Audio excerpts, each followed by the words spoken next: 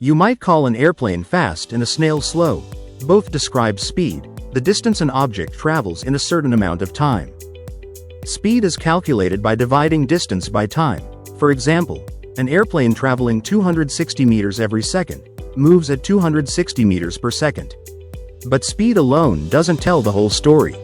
When you add direction, you get velocity, speed in a given direction. A thunderstorm moving 25 kilometers per hour east has a different velocity than one moving north. And when either speed or direction changes, that's acceleration. A car speeding up, slowing down, or turning a corner is accelerating, even if its speed stays the same. So remember, speed tells how fast, velocity tells how fast and where, and acceleration tells how motion changes.